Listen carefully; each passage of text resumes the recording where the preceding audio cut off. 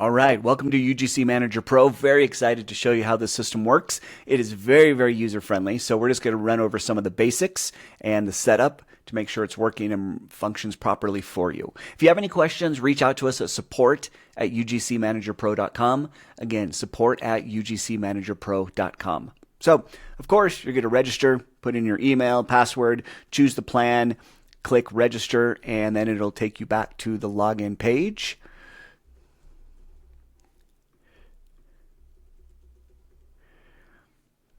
All right, and this is going to be your dashboard. Of course, there's nothing there yet, but first thing you want to do is come down to settings and click the settings button.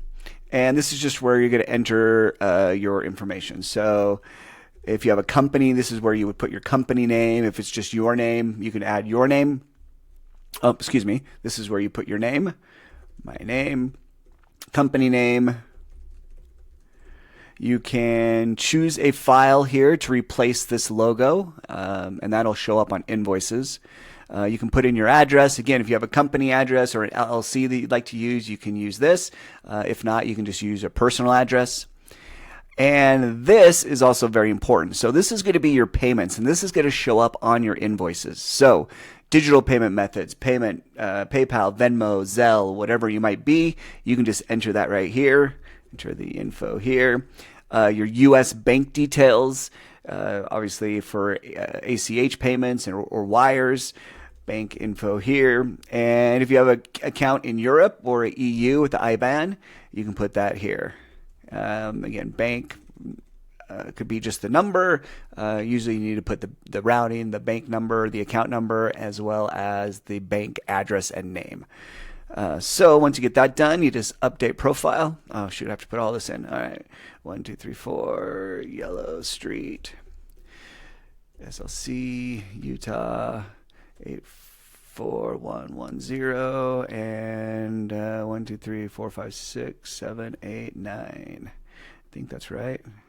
One more. Okay, there we go. All right, so now that you've updated your payment settings and all of your info, then let's just go back to the dashboard. So these bubbles at top, they're going to change a little bit, and most of the stuff that's talks financials, pending amount, completed amount, total amount, that's going to go into a little sidebar here on the left. It's going to be like financial info or a financial snapshot. But for there, right now, that's what's there. So let's create a project, new project. Company, this is what I would put an agency name if you're working with an agency, or an actual brand name, right? So let's put agency name, and the brand, let's say, is iPhone. Why not? All right. Main contact, this would be Jenna, whoever the contact is that you're working with, and their email. Phone optional. And the deliverables. Now, I use the deliverables for the brief info. So this will brief, or maybe the Google link or the Notion link that they provide you. And then I might put any notes specific, 2 scripts, 10 B-roll, etc. So that's what you're going to put for your deliverables. Project brief, if you get a document, or if you want to download a document, you can upload it here and choose files. And I'm going to just choose one. Let's put that there, because there's something that happens once you upload a brief into a project. Product receive date. So if you have a product that is coming to you, this would be the date that you actually received it. That way you can track, hey, I have 5 days from when I received a product. You know exactly what day you received the product. Due date. This is required. So if you don't have a due date yet, just go out 30 days and you can always update that. Project amount, let's say 500.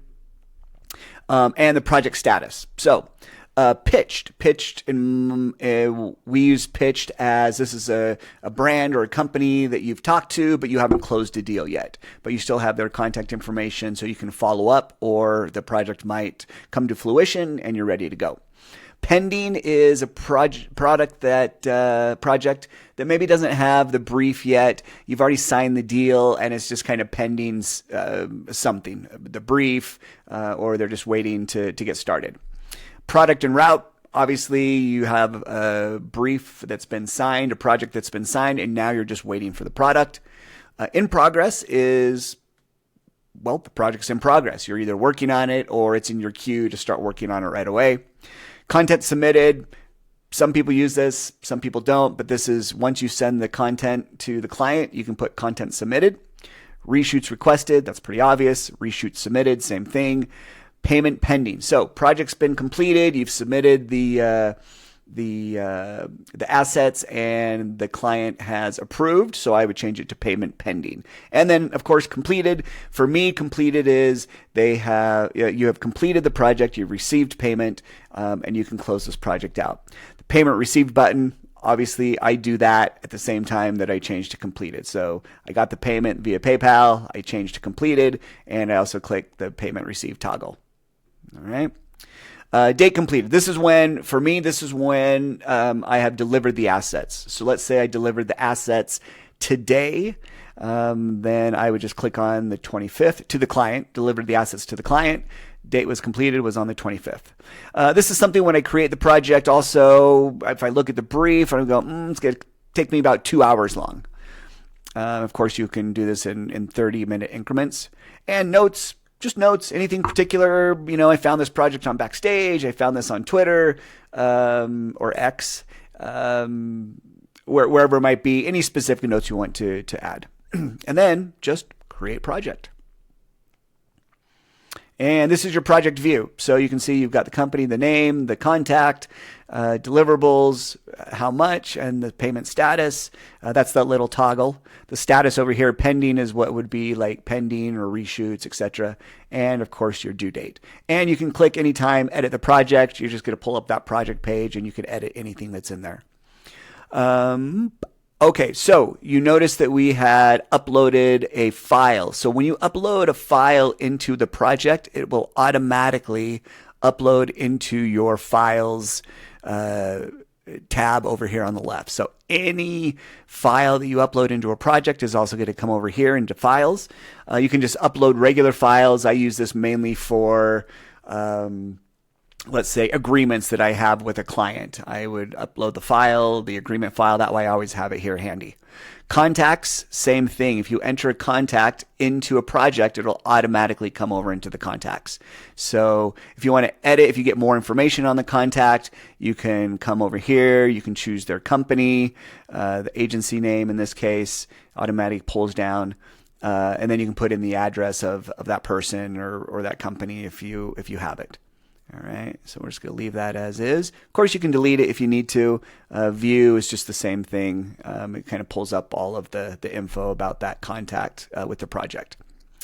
To-do list. So to-do list, not going to really explain it. Pretty obvious. You can either link it to a project if you'd like, or you can just do a regular one that's not really linked to anything. And then you can add whatever that to-do list is. Let's say reshoot script 1 hook 2, for example. And then when you create that shows up right there. You can edit, delete as needed. Let's see. Okay, invoices. This is kind of cool. I like this one. So let's say you finish the project. You're ready to get an invoice and send it to them. So you just click on invoices, click new invoice, pull your project down. It'll automatically populate the amount.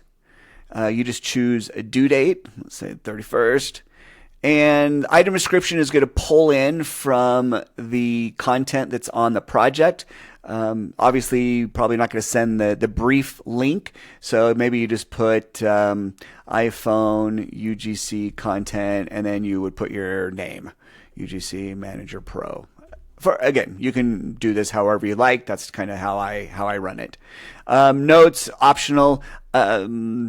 If you want to put something in there, but at the bottom of the invoice, it does say, thank you very much for your business. You don't really need to put much in there on the notes if you don't like to. Client address, if you have the client address, sometimes they send you, hey, when you send us the invoice, please include this. Then you can just either copy paste it or you can add it here manually. All right, so once you get that all done, you're just going to click create. And there's your invoice. And over here on the right, you can either view it, check to make sure it looks good. There's going to be all your bank info. So this is basically what you're going to be able to send to the client. And you can just download that as a PDF and then name it however you'd like. You can edit it, of course, or you can just go ahead and straight download it. One other thing, if you go to your projects, and let's go view all. Let's say you have the same client, the same brand that you've done a lot of work with. So it might be hard to figure out which one is which when you're looking at the invoices. So on the project snapshot, you can just click invoice and it'll automatically pull up that project. So that way you don't have to scroll through and say, oh man, which one was the iPhone for this project? Because I've already done 7.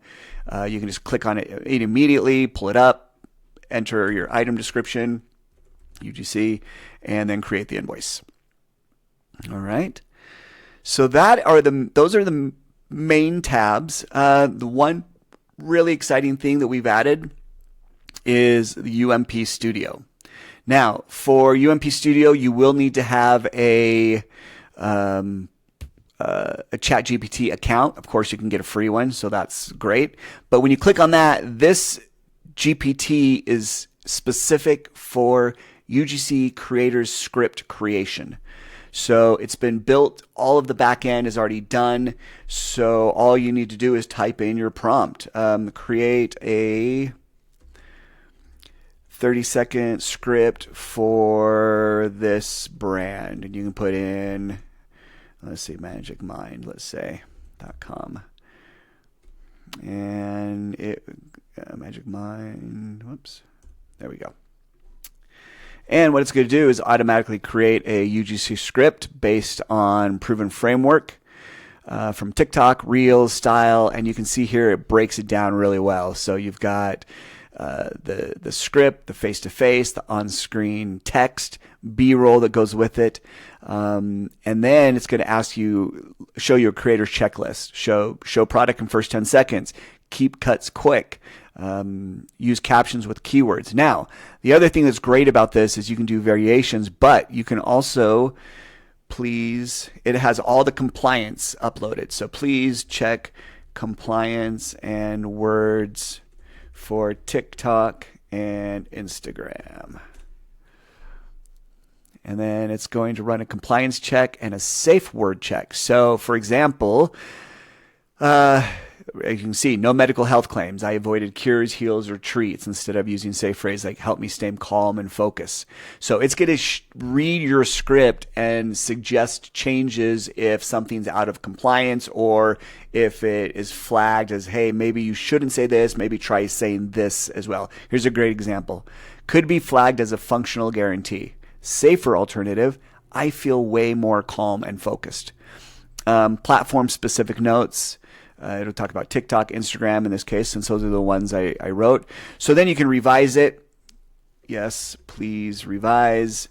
And it will update everything based on the compliance and rules. The other thing you can do, of course, is just say, hey, I want this to be more comedic, or I want it to be more conversational, or however tone or whatever tone you'd like to use.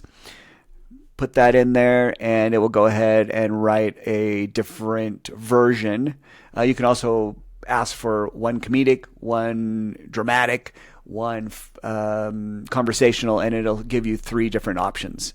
But there you go. There's your whole scripts right there. And you can change it. You can say, hey, I only want a talking head monologue. It'll just give you the script.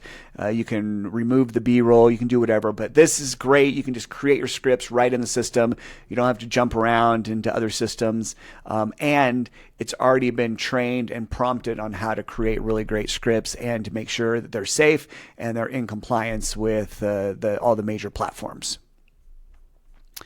All right, and I think this opened a separate page. Yes, all right. So let's go back here. Okay, so that is basically the system. So again, as I said, very, very easy to use, very user-friendly. If you decide that, hey, this wasn't a project that actually came to fruition and you want to just delete it, you can delete the project too. There should be a delete button there. Maybe it's not there right now, but you'll be able to delete this if you'd like to. So again, that is the system. Thank you very much for taking the time to take a look. We hope you like it. Oh, hey, one other thing. Some people like dark screen. I like dark screen myself, but it doesn't show up as good on video. So here's the light screen, dark screen toggle if you want to change. And then, of course, you can just log out and you're ready to log back in when you're ready. So again, thank you very much for the time.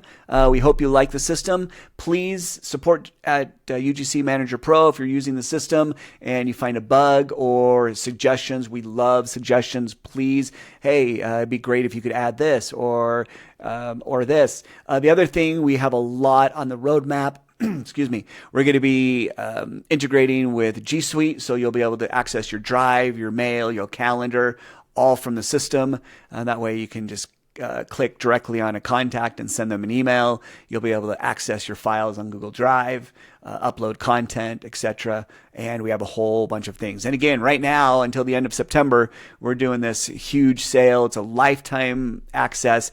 All of the changes, all of the upgrades, all of the new glow ups that we're going to be doing are included. So you will never have to pay for anything new, even though the system is going to keep improving and keep improving and keep improving over time. So again, thank you very much. Hope you enjoy it. Have a great rest of the